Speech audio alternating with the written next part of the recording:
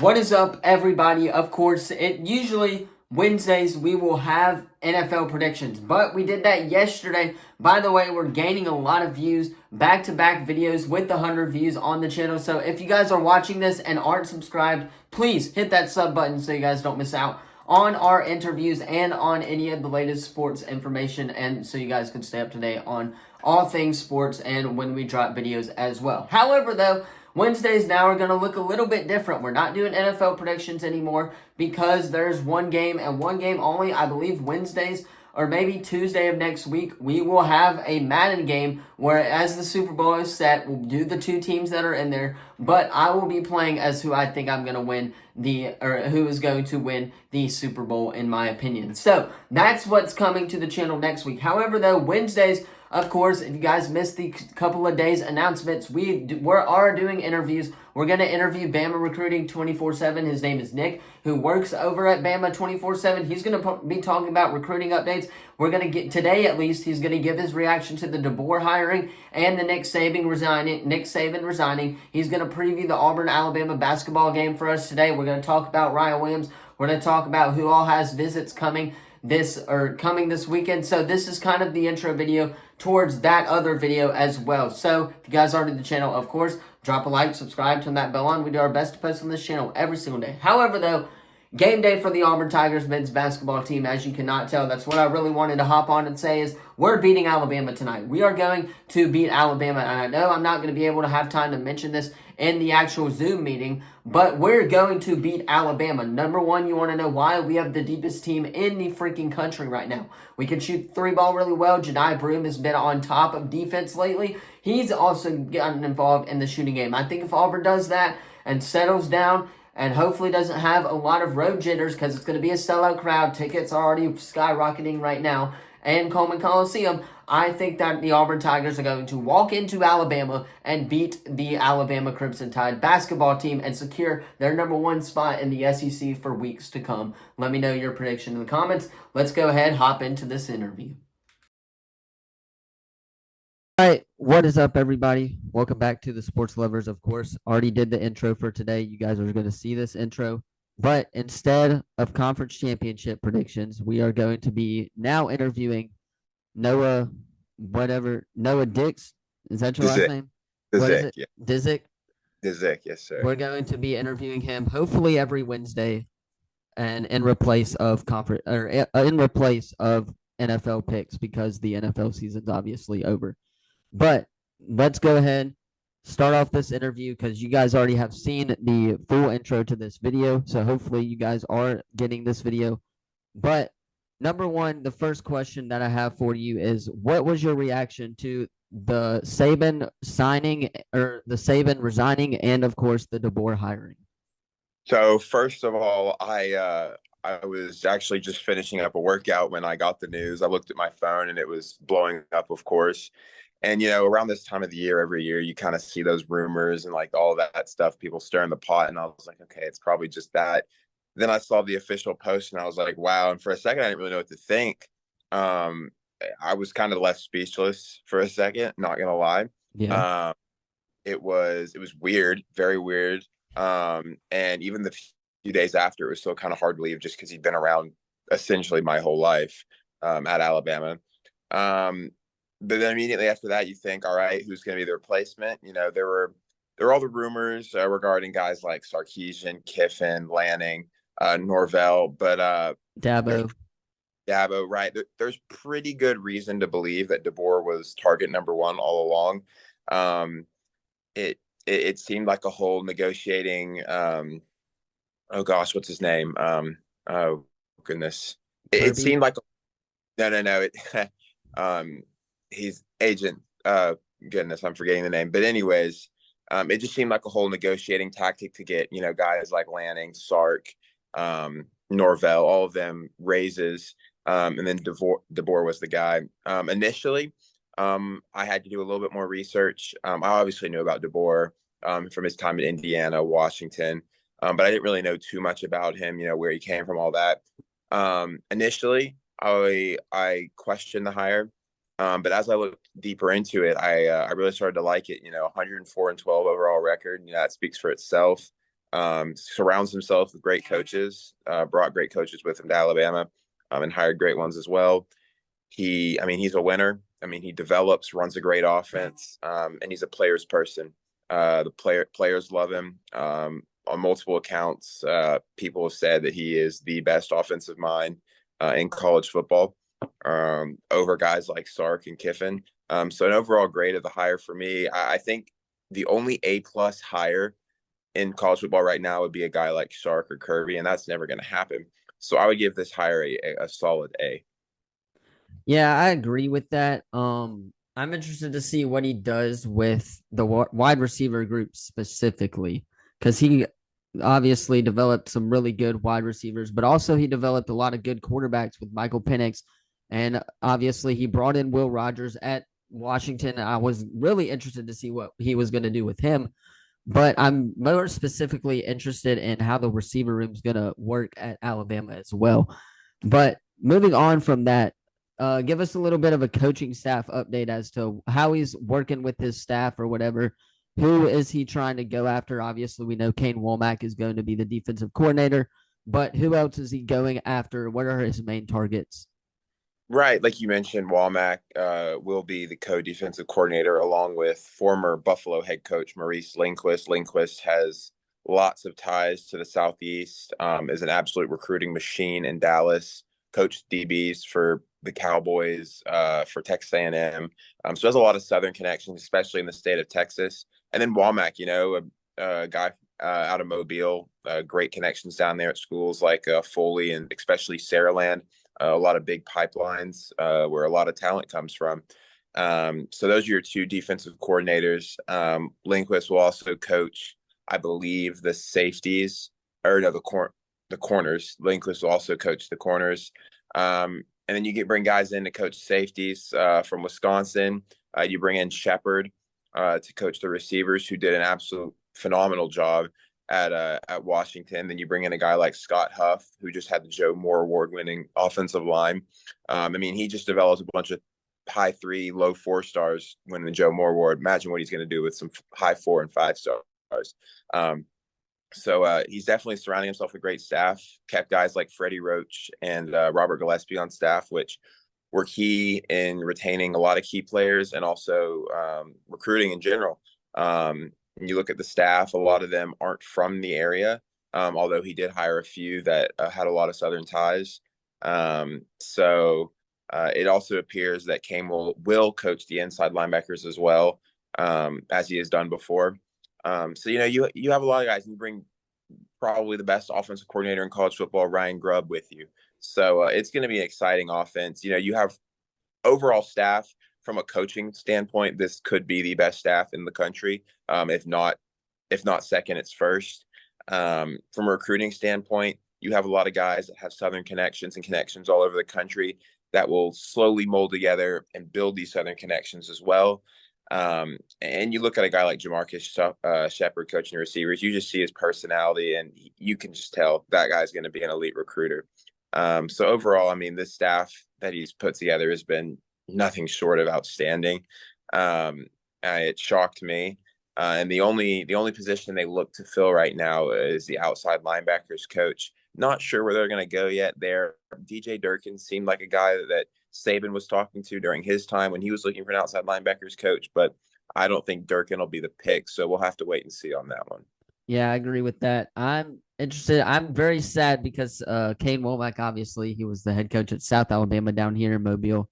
Very, very disappointed about that, but I understand why he went for the job at least as well. But again, I'm just very sad that he left South because they were coming along, getting their first win or first bowl game win in program history, which was crazy to see. I went to that game. It was a very fun game, especially the fight afterwards, which was kind of crazy. But I'm very interested to see how Kane Womack and the defense, obviously, specifically for me, the defense is going to be at Alabama.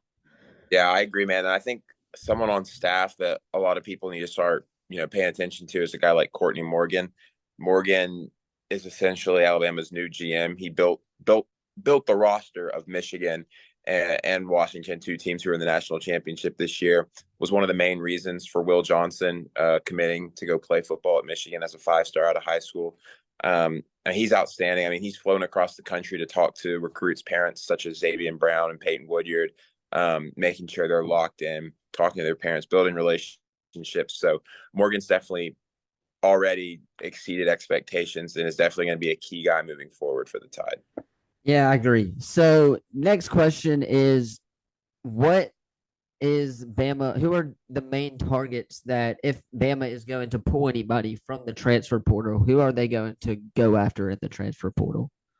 Right. So we've already seen Alabama pull a few guys.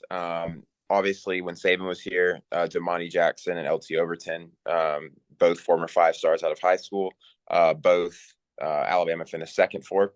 LT, great defensive lineman for Texas A&M, and Damani Jackson, one of the most athletic players in the country. But then you look at the DeBoer era, bringing in a guy like Austin Mack, who was possibly the third best quarterback in his class before he decided to reclass up a year and enroll early at Washington. You bring a guy in like Jeremy Bernard, who had just under 500 yards receiving last year as wide receiver 4, behind 3 NFL receivers.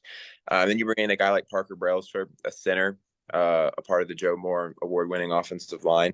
Currently, Alabama is looking at Jabbar Muhammad, the corner from Washington. It looks like he's going to go elsewhere. Currently, my pick would be Oregon. I just think NIL is going to be a little too much for Alabama to overcome at this point in time. Enjoyed the visit. Vibes were high after the visit. But it seems like NIL is going to play a huge factor here. It's also to note that his brother, or his cousin, Malik Muhammad, plays corner at Texas. So for now, there's not really any names I'm watching, although I believe that during the spring portal, DeBoer and the staff are going to take a big swing in the portal once it opens up for every team. Yeah, that's my main problem with the transfer portal, at least, is there's number one, NIL. It's crazy nowadays. Mm-hmm. But I think that's probably one of the main reasons that Saban did retire, because he had trouble adjusting to the NIL stuff. But again, I think NIL is getting a little too out of hand, and they need to do something about the NIL, in my opinion. Yeah, I agree. I also believe that Saban didn't use our NIL in full capacity because, one, he didn't want to. Two, he didn't have to. His name's Nick Saban. His name recruits for himself. He didn't. He obviously missed out on some guys because NIL was a huge focus for some of them. But he still got his guys. He still signed the top 2 class in the country for the past, since NIL's been a thing. I think he adjusted to NIL, but he didn't have to use it like some other schools did. Yeah, I agree with that. All right, so 3 more questions to go off of. Number 1, do you think Ryan Williams is going to go to Alabama? And then number 2, who all is going to be visiting this weekend as potential targets for the Alabama Crimson Tide? So Ryan Williams, this has been probably one of the most drug out, long, yes, most definitely, recruitments. I mean, he's the best prospect in the state since Julio Jones. In my opinion, he's better. So this one's gone back and forth for a while. He was locked in. He was locked in Alabama. I believe if Saban didn't leave, it would have been Bama all the way, and there wouldn't have been a question about it. Saban retired. Ryan decommitted a few hours after the news came out. Wanted to reevaluate. Took a visit to College Station. Enjoyed his time there. From what I've gathered, A&M put together a generous NIL package, but I really don't think A&M is going to be in this one. I think this one is down to Alabama and Auburn. Williams, he canceled his visit to Texas this coming weekend, so he will not be in Austin. Was supposed to visit LSU as well, but he did not visit LSU. Currently has a visit scheduled next weekend for Auburn. However, I believe Alabama is in a really, really good spot here. Barring anything crazy and unforeseen, I really do think it's going to be Alabama. He loves the new staff. He visited once on his own, came in for the official, and there are rumblings and rumors I'm hearing that he may be coming in town after his track meet on Saturday in Birmingham. So we'll just have to wait and see on that one. Currently, if I had to make a prediction, it would be Alabama. despite Auburn getting last visit. He makes that decision February 9th, which is his birthday. He'll also sign them. So lock me in for Ryan to Alabama. When it comes to visitors this weekend, I haven't confirmed anyone specific. Obviously, people can show up anytime. I do believe Alabama wide receiver commit Amari Jefferson will be in town just to meet with the new staff, hang out, talk to them, get an idea of what their plan is for him, things like that. Amari, talked to him recently, seems pretty locked in. Had a lot of good deals from the MLB. Great baseball player, great Yeah, he's a prospect. dual sport athlete. But I'm actually from his hometown. We go to school at two rival schools. Went to school at two schools. But I talked to him recently. Seems locked in. Likes the hire. Likes an offensive hire. So as of now, that's all I know. Obviously, there's a rumor that Ryan could be showing up for the basketball game Saturday. So we'll just have to wait and see. But as of now, last weekend though, there were quite a few visitors. Noah Carter, the former Washington edge commit, who absolutely dominated the All-American game, was in town. I like Alabama's shot there. Will visit Washington this weekend. But as of now, I'd like where Bama sits with him. You had guys like Ryan visit last weekend. So Austin Mack came in, visited. Jeremy Bernard came in, visited, committed right after. Parker Brailsford came in, visited, committed right after. Next weekend, though, Alabama will be hosting their first official junior day. We'll likely see a lot of names. Don't really have anything specific confirmed. Reached out to 2026 running back JaMichael Jones. Told me he plans on being there. So we'll just have to wait and see. I'm going to confirm a few more visitors before releasing that list. Yeah, Alabama's definitely one of those schools that are going to have a lot of visitors, I guess you would say. But two more questions. I'm going to do one kind of, I guess, spontaneous out of nowhere just because I feel like we got to answer this question. I didn't send it to you through Instagram or anything because I wanted to get a raw reaction from this as well. But the final main question that I have is what's Bama going to look like in 2024? How's this team going to be different from previous years? I think the past 2 years, you've seen an offense that relies more on the players than it does the play callers. You saw a guy like Bill O'Brien and Tommy Rees.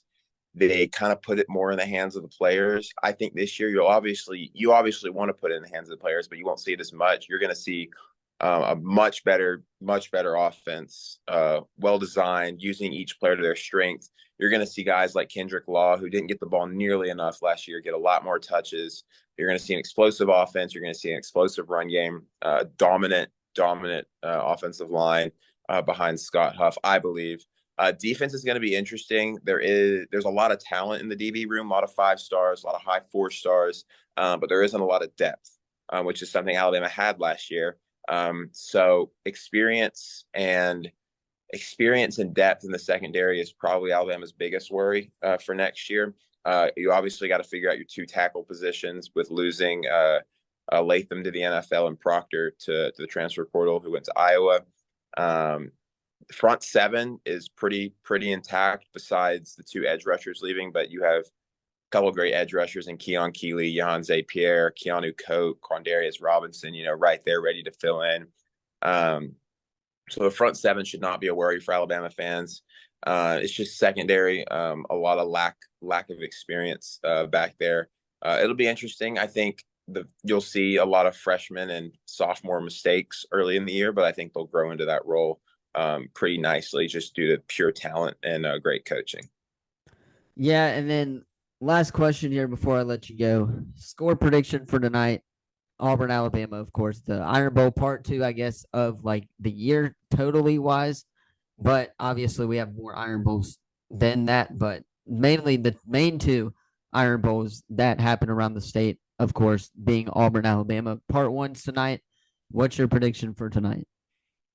All right. So I've said all year, even before the season started and even now, that I think Alabama and Auburn split the series this year. And I think it goes home and home. I think the home team wins each game. I think Auburn's a better basketball team right now. However, I also believe that when Alabama plays defense like I've seen them play defense past few weeks, and then plays offense they play offense, I think it's very hard to beat them. And obviously, Auburn's one of the best coach teams in the country. A lot of leadership, a lot of veterans on that team. I was reminded today that KD Johnson still plays college basketball. For I, real. that man's been in college since the beginning of time. But He's like Bo Nix. he's like he brings a lot of intensity to the team. There's a lot of veteran leadership there. So it'll be interesting. I think the key to victory for Auburn is to take advantage of turnovers. Alabama turns the ball over a lot, so you got to take advantage of those and score off turnovers. And Alabama key to victory is don't turn the ball over. Don't shoot like you did against Tennessee, because if you do that again, you're going to lose again. So I think Coleman should be, rocking tonight. That old arena should be rocking tonight. It's going to be a fun game. I think I saw Alabama was favored by like 2.5, which It's a 3.5 point favorite for Alabama. I didn't really understand too much. I guess home court favors. I don't know. I think it's going to be a great game. I'm excited for it. I'm going to take Alabama in a close one. However, later in the year, I think Auburn gets their get back, and I think they split the series 1-1 this year. Yeah, not so much for me. I don't know though. It's gonna be a good game, number one. But yeah, you mentioned Copeland Coliseum's really, really old. Aren't they getting a new basketball stadium too? Yes, although prices of inflation has kind of hit the price up a Yeah. lot. So we're still figuring out. It's going to be very expensive, but yes, the plan is to get a new arena at some point. Well, I appreciate it. Yes. Go follow him on Instagram. I'll link his Instagram in the description, Twitter as well. He has a lot of followers on Twitter, a lot more than me. But again, he's been at this longer than I have. So thank you for joining me here. To the viewers out there, thank you all so much for watching this video. Tomorrow we'll be back with SEC basketball predictions for the weekend. And then Friday, of course, is going to be Franchise Friday. But that's all I got for this video, at least. Thank you all so much for watching, and I will see you guys in the next one. Peace.